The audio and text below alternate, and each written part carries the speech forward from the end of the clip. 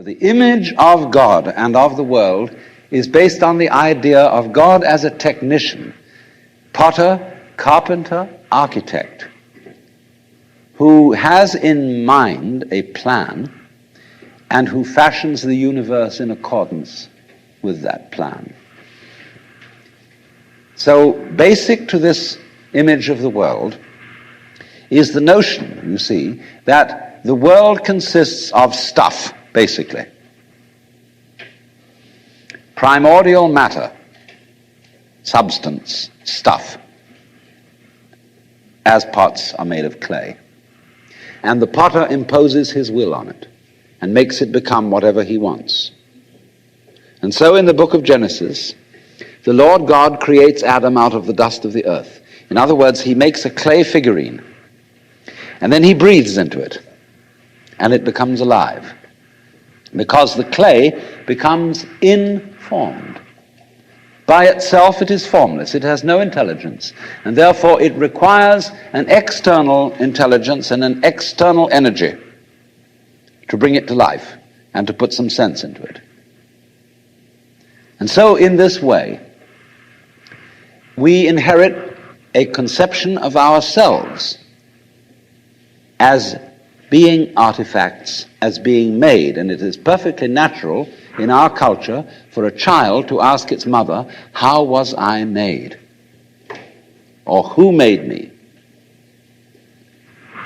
And this is a very, very powerful idea, but for example, it is not shared by the Chinese or by the Hindus. A Chinese child would not ask its mother, "How was I made?" A Chinese child might ask its mother, "How did I grow?" which is an entirely different procedure from making. You see, when you make something, you put it together, you arrange parts, or you from the outside to the in, as a sculptor works on a stone or as the potter works on clay. But when you watch something growing, it works in exactly the opposite direction. It works from the inside to the outside. It expands, it burgeons, it blossoms, and it happens all over itself at once. In other words, the original simple form, say, of a living cell in the womb, progressively complicates itself. And that's the growing process, and it's quite different from the making process.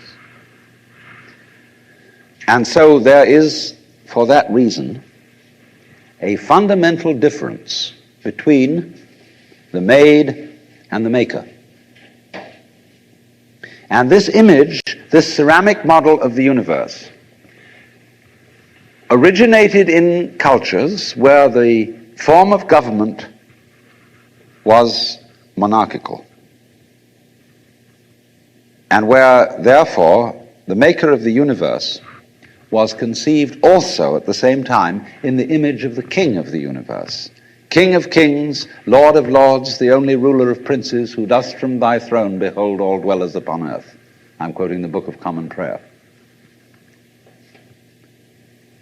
And so all those people who are oriented to the universe in that way feel related to basic reality as a subject to a king.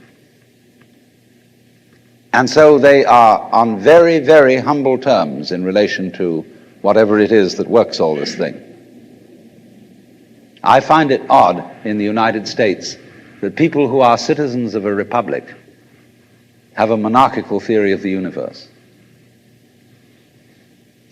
because we are carrying over from the very ancient Near Eastern cultures the notion that the Lord of the universe must be respected in a certain way. People kneel, people bow, people prostrate themselves. Because, and you know what the reason for all that is, that nobody is more frightened of everybody else than a tyrant. He sits with his back to the wall, and his guards on either side of him. And he has you face downwards on the ground because you can't use weapons that way. When you come into his presence, you don't stand up and face him because you might attack, And he has reason to fear that you might, because he's ruling you all. And the man who rules you all is the biggest crook in the bunch, because he's the one who's succeeded in crime. The other people are pushed aside because the criminals, the people we lock up in jail, are simply the people who didn't make it. So naturally, the real boss sits with his back to the wall and his henchmen on either side of him. And so when you design a church, what does it look like? Catholic church with the altar as it used to be. It's changing now because the Catholic religion is changing. But the Catholic church has the altar with its back to the wall at the east end of the church.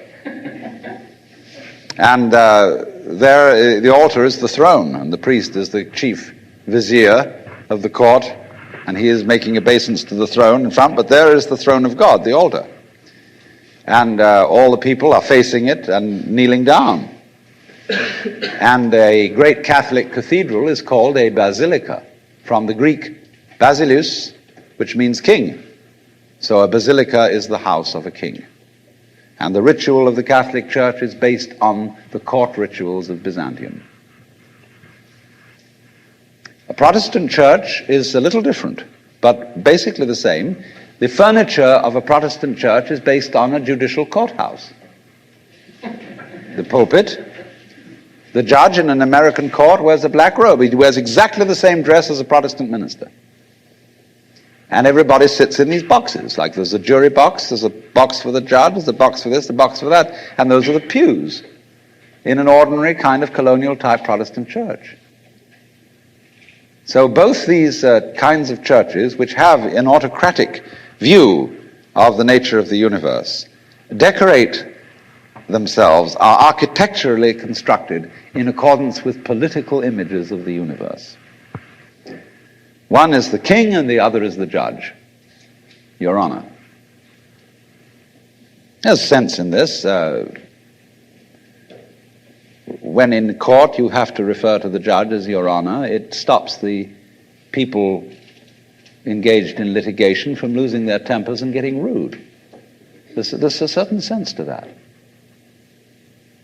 But when you want to apply that image to the universe itself, to the very nature of life, it has limitations. For one thing, the idea of a difference between matter and spirit. This idea doesn't work anymore. Long, long ago, physicists stopped asking the question, what is matter? They began that way. They wanted to know, what is the fundamental substance of the world? And the more they asked that question, the more they realized they couldn't answer it. Because if you're going to say what matter is, you've got to describe it in terms of behavior. And that is to say, in terms of form, in terms of pattern. You tell what it does. You describe the smallest shapes of it that you can see. Atoms, electrons, protons, mesons, all sorts of subnuclear particles. But you never arrive at the basic stuff, because there isn't any. What happens is this: stuff is a word for the world as it looks when our eyes are out of focus, fuzzy. Stuff, the idea of stuff is that it's undifferentiated, it's some kind of a goo. And when your eyes are not in sharp focus, everything looks fuzzy. When you get your eyes into focus, you see a form, you see a pattern. And so all that we can talk about is patterns. So the picture of the world in the most sophisticated physics of today is not formed stuff, potted clay, but pattern. A self-moving, self-designing pattern, a dance. And we haven't yet, our common sense as individuals hasn't yet caught up with this.